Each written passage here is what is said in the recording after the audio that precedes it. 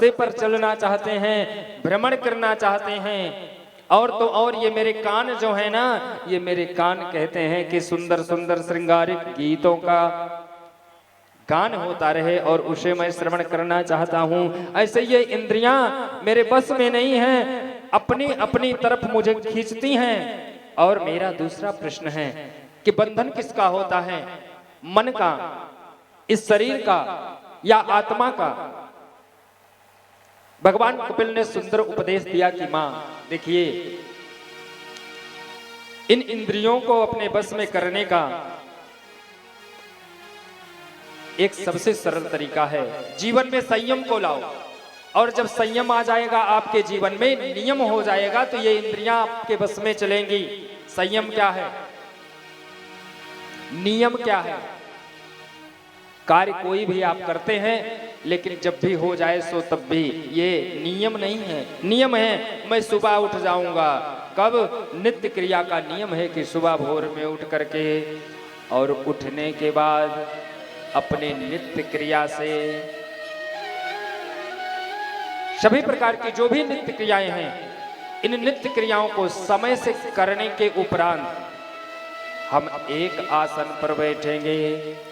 जितासनो जित श्वासो जिस अंगो।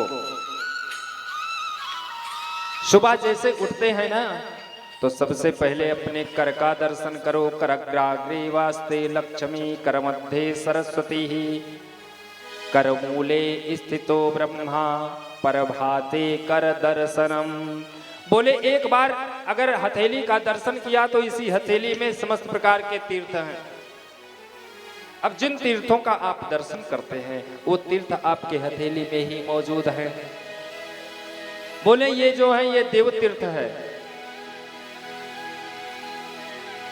ये ऋषि तीर्थ है और ये पितृ तीर्थ है।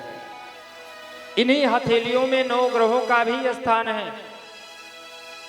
और सुबह सुबह किसी का मुंह देखो अच्छा नहीं, मन में भ्रांति हो जाती, आज तो फलाने का मुंह देखा था हमने और दिन भर भोजन नहीं मिला, आज ये नहीं हुआ, आज वो नहीं हुआ। बोले सुबह की शुरुआत अपने हाथों से करो। एक चीज और भी मैं बताऊं, जब ये आंखें रात्रि भर बंद रहती हैं तो समझो ये आंखें भी तप कर रही हैं, तप कर रही हैं। इनमें भी एक नई ऊर्जा होती है, एक नई शक्ति होती है। और जो नई शक्ति होती, आपकी ज्योति जो निकलती है आंखों से खुलने के बाद, वो तो नष्ट हो जाती है। लेकिन अगर अपनी आंखों की दृष्टि को सबसे पहले अपनी हथेली पर डालोगे, हमको तो लगता है कि उस ज्योति के प्रभाव से आपकी हथेलियों में भी कुछ नई ऊर्जा जरूर जागृत। कर का दर्शन पहले धरती मैया को प्रणाम करो, जिनके ऊपर पाप पुण्य दोनों करते हो। रात्रि के समय तो आप सो जाते हो, उतने समय के लिए आप विश्राम देते हो, लेकिन तब भी ये मां उफ नहीं करती, आपके भार को अपने हथेली पर रखती है। कम से कम प्रणाम तो कर लेना चाहिए। विष्णु पत्नी नमस्तुभ्यं पाद स्पर्शम क्षमस्व में, ये विष्णु की पत्नी है। नित्य क्रिया से निवृत्त होने के बाद एक आसन पर बैठ जाओ। एक आसन पर बैठ करके और प्राणायाम करो, सांस लो। और जब सांस आपकी धीरे धीरे धीरे धीरे रुकने लग जाएगी, उस प्राणायाम से आपके ब्रह्मरंध्र की शुद्धि होगी, तो जो आपका मन चंचल है वो स्थिर होना प्रारंभ हो जाएगा। और जब आपका मन स्थिर हो गया तो मां मैं बताऊं, बंधन किसका होता है? बंधन इसी मन का ही होता है। बंधन इस शरीर का नहीं होता, बंधन इस आत्मा का नहीं होता, क्योंकि ये आत्मा तो अविनाशी है। ये कभी मरता नहीं, ये कभी बदता नहीं है, ये कभी कटता नहीं, ये कभी जलता नहीं है। और ये शरीर मर जाता है, यही छूट जाता है। इसलिए बंधन इसका भी नहीं होता, क्योंकि इसे बांध करके कोई रख नहीं सकता है।